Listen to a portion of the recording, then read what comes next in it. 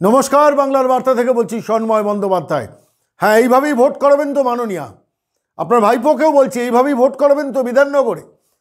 বিধাননগরের একটি ভিডিও এই মুহূর্তে আপনাদের বাংলার বার্তা দর্শকদের দেখাবো, যেখানে বিধাননগর কর্পোরেশন নির্বাচনকে কেন্দ্র করে ভারতীয় জনতা পার্টির একটি কেন্দ্রীয় কার্যালয় করা হয়েছিল এবং সেই কেন্দ্রীয় কার্যালয়ে মহিলারা বসে তাদের নির্দিষ্ট দায়িত্বপ্রাপ্ত কাজগুলো করছিলেন।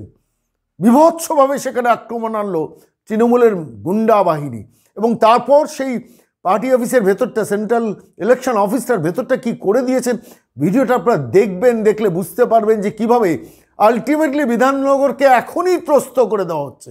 আমাদের প্রশ্ন এখানে যে এখনই নির্বাচনের বেশ কিছুদিন বাকি, তার আগেই যদি এই পরিস্থিতি বিধাননগরে হয়, বিধাননগরের মানুষ কোন ভরসায় ভোট দেবেন বলুন তো?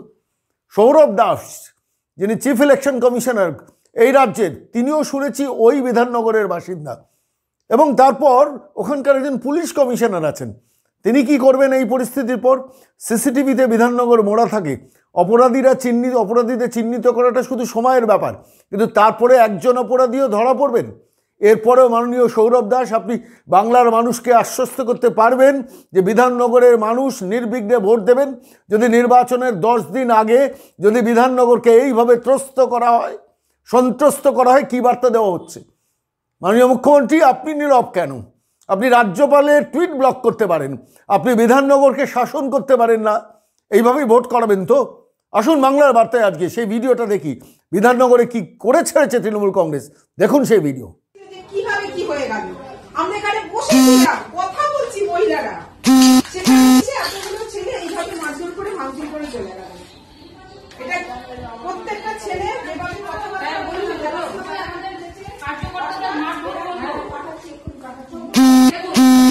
সব্যসাচী দত্তের ছেলে হারমাত বাহিনী পুষে আজকে কি করেছে আমাদের নির্বাচনী কার্যালয়কে। এইভাবে মমতা ব্যানার্জিকে বলতে চাই, এই বেশি দিন তৃণমূল আপনারা বিজেপিকে রুখে দিতে পারবেন না, কারণ আমরা বিজেপি সক্রিয় ছিলাম, আছি, থাকবো। এইভাবে সব্যসাচী দত্তের ছেলে বলে, এইভাবে তৃণমূলের হারমাতদের ছেলে বলে 25-30 জন এসে আজকে যেভাবে আমাদের উপরে অত্যাচার করে, লোকজন অনেক আছে। গ্রাম থেকে শহর সেই ট্র্যাডিশন চলছে। 2রা মে যখন নির্বাচনের ফলাফল বেরিয়েছিল, এন্টায়ার দক্ষিণ 24 পরগনাকে ভাইপো বাহিনী কি কীর্তি করেছিলেন, সেই ভিডিওটা আজকে ভীষণ মনে পড়ছে। অলোক দাস চুনাখালী থেকে, গোসভা থেকে পাঠিয়েছিলেন, যে একজন সাধারণ কর্মী, তিনি বিজেপি করার অপরাধে তার বাড়িটাকে কিভাবে ভাঙচুর করে তছনছ করা হয়েছিল, মহিলাদের সম্ভ্রমহানি করা হয়েছিল। তারপর আজ পর্যন্ত 8 মাস চলে যাওয়ার পরও মাননীয় মুখ্যমন্ত্রী মমতা বন্দ্যোপাধ্যায় এবং তার দল এবং তার সরকার সুপ্রিম কোর্ট পর্যন্ত গেছেন, যাতে যে কোনো মূল্যে হোক নির্বাচনী সন্ত্রাস নিয়ে কোনো অপরাধীরা যাতে ধরা না পড়ে, তার জন্য লক্ষ লক্ষ কোটি কোটি টাকা সরকার ব্যয় করছে। যেভাবে হোক সিবিআই তদন্ত বা সিটের তদন্তকে আটকাতে হবে। আর সেই সময় দাঁড়িয়ে, আজকে এই মুহূর্তে দাঁড়িয়ে বিধাননগরে যে ঘটনাটা ঘটলো, যে ভিডিও আপনাদের দেখালাম, ঠিক তার পাশাপাশি এই মুহূর্তে আপনাদের বাংলার বার্তার দর্শকদের নিয়ে যাব 8 মাস আগে, যখন 2রা মে নির্বাচনের পর শুধু বিজেপি করার অপরাধে গোসবার চুনাখালীতে একজন বিজেপি কর্মীর বাড়িতে কিভাবে ভাঙচুর করা হয়েছিল। এবং তারপর আজ পর্যন্ত 8 মাসে 240 দিন যাওয়ার পরও এ রাজ্যের ডিরেক্টর জেনারেল অফ পুলিশ কিংবা স্বরাষ্ট্র সচিব কিংবা মুখ্য সচিবের সময় হয়নি এই অপরাধীদের চিহ্নিত করে জেলের ভেতরে ঢোকানোর। আমাদের মনে পড়ছে সেই দৃশ্যটা, যেটা আপনাদের বাংলা বার্তা এক সময় দেখিয়েছিলাম। আসুন, গোসভা চুনাখালীতে ঠিক এক কালচার, এক ট্র্যাডিশন। বিধাননগরে যা হচ্ছে গোসভাতেও তাই হয়েছিল। বিধাননগরে নির্বাচনের আগে বিধাননগরের মানুষকে ত্রস্ত করার জন্য, সন্ত্রস্ত করার জন্য, এমনিতেই কোভিড পরিস্থিতিতে বিধাননগরে কত মানুষ ভোট দিতে বেরোবেন আমরা কেউ জানি না। সেই অবসরে মমতা বন্দ্যোপাধ্যায়, তার ভাইপো অভিষেক বন্দ্যোপাধ্যায় ভোটটা করিয়ে নেওয়ার বেপরোয়া চেষ্টা করেছিলেন। আর ঠিক যখন দেখলেন ভোট হচ্ছে, মানুষ হয়তো অগুন্তি মানুষ হয়তো ভোট কেন্দ্রে যাবে, তখন এই বিধাননগরের লুম্পেন বাহিনী, তৃণমূল কংগ্রেসের লুম্পেন বাহিনী, ভাইপো বাহিনী কিভাবে বিজেপির সেন্ট্রাল কার্যালয়টা ভেঙে যে বার্তাটা দেওয়ার চেষ্টা করলো, এখানে নির্বাচন করা যাবে না। ভাবুন তো, ভিডিওটা আপনারা দেখলেন তো, এবার চলুন গোসবায় যাই চুনাখালীতে। সেখানে কিভাবে বিজেপি করার অপরাধে একটা বাড়িকে কিভাবে তছনছ করা হয়েছে, সে অবর্ণনীয় দৃশ্য আজও আমাদের মনের মণিকোঠায় পড়ে আছে। এই বাংলায় সেই যুবকটি আজও হয়তো ঘরে ফিরতে পারেনি, তার বাড়ি তছনছ করে দেওয়া হয়েছে। অপরাধীরা কিন্তু তৃণমূল কংগ্রেসের পতাকা নিয়ে এখনও রাস্তায় রয়েছেন, এখনও হয়তো ওই ডায়মন্ড হারবার মডেলে ডায়মন্ড হারবার কাপ দেখার জন্য গোসবার এইসব বাহিনীরা হয়তো সেখানে যাচ্ছেন। বিচারের বাণী নীরবে নিভৃতে কাঁদছে এই বাংলায়। আসুন সেই দৃশ্য দেখি, গোসবার সেই দৃশ্যটা একবার ঝালিয়ে দেখুন কিভাবে বাংলা চালাচ্ছেন মমতা বন্দ্যোপাধ্যায়। গেট থেকে চাল ধান সব বার করেছে। এই যে ধান পড়েছে, এই যে চাল পড়ে আছে, এই ধান পড়ে এইসব দৌড়টাকে ভেঙেছে, এটা ভেঙেছে, এইগুলো সব ভেঙে এইসব তুলে নিয়ে এসছে।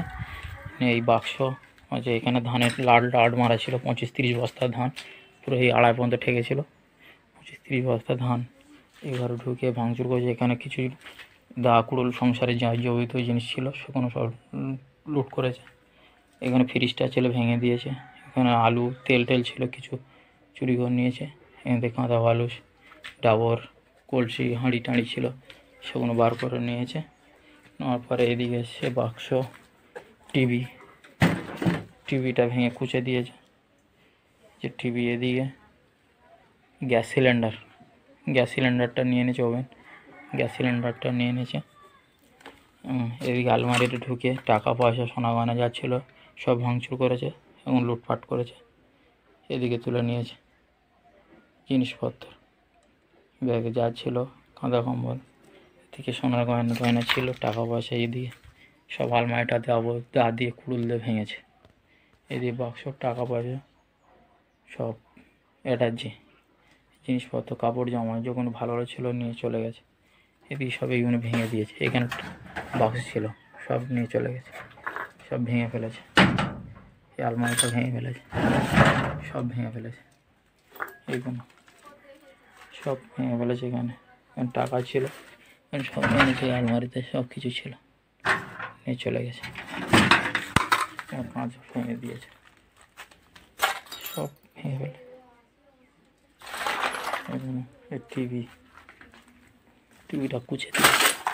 টিভিটাকে কুচে দিয়েছে, এদিকে ঘরের চাল সব কুচে দিয়েছে। দুটো ঘরে সিলিং পাকা ছিল, সে পাকা দুটো টেনে বার করে নিয়ে চলে গেছে। দুটো ঘরে দুটো পাকা ছিল, সিলিং পাকা ছিল, দুটো ঘরে দুটো পাকা। ফ্যান, ফ্রিজ, জামা প্যান্ট থেকে শুরু করে টাকা পয়সা সোনা দানা যা ছিল যাবিত সব। এবং ধান তো দেখতে পাচ্ছেন, এখানে ধানের টাল মারা ছিল। ধানের 25-30 বস্তা ধান এখানে রাখা হয়েছিল।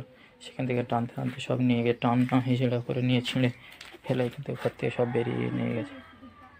এদিক থেকে সব বেরিয়ে নিয়ে চলে গেছে, ওদিক থেকে সব নিয়ে চলে গেছে। এ দরে ভেঙে দিয়েছে তালা মারা ছিল, তালাটাকে পুরো ভেঙে দিয়েছে।